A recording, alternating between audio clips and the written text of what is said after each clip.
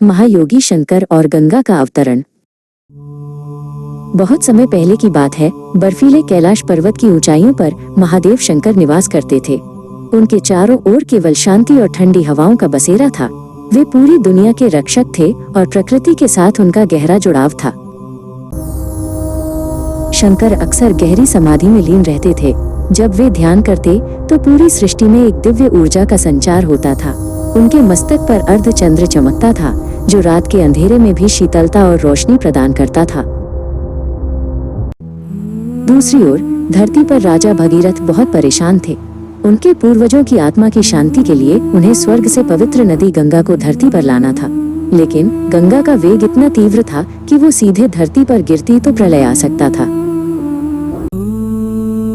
भगीरथ ने कड़ी तपस्या की और अंत में शंकर को प्रसन्न कर लिया। शंकर ने उनकी पुकार सुनी और मदद के लिए तैयार हो गए। उन्होंने भगीरथ को आश्वासन दिया कि वे गंगा के प्रचंड वेग को संभाल लेंगे। अचानक आकाश से गंगा माता बड़े शोर और वेग के साथ नीचे उतरने लगी।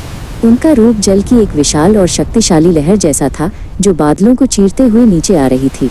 उनकी शक्ति से पूरी धरती कांप उठी। गंगा के उस विनाशकारी वेग को रोकने के लिए शंकर ने अपनी घनी और लंबी जटाएं खोल दी। वे पर्वत के समान अडिग खड़े हो गए। उन्होंने अपनी जटाओं को आकाश की ओर फैला दिया ताकि गंगा उनमें समा सके। जैसे ही गंगा धरती की ओर बढ़ी, वे शंकर की उलझी हुई जटाओं में समा गईं।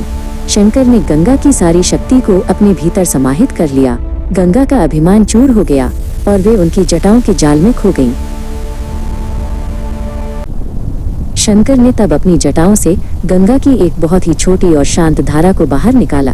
अब वो जल प्रलयकारी नहीं था, बल्कि सबको जीवन देने वाला और कोमल बन चुका था। भगीरथ बहुत खुश हुए। वे आगे आगे चलने लगे और गंगा माता एक शांत नदी के रूप में उनके पीछे पीछे बहने लगी। जहाँ जहाँ से गंगा गुजरी, वहाँ की सूखी धरती फिर से हरी भरी और उपजाऊ हो गई। कैलाश पर्वत से महादेव शंकर ये सब देख रहे थे। उन्होंने अपनी शक्ति और धैर्य से संसार को एक बड़ी आपदा से बचा लिया था। आज भी गंगा हमें जीवन देती है और शंकर हमें शक्ति और संयम का पाठ पढ़ाते हैं।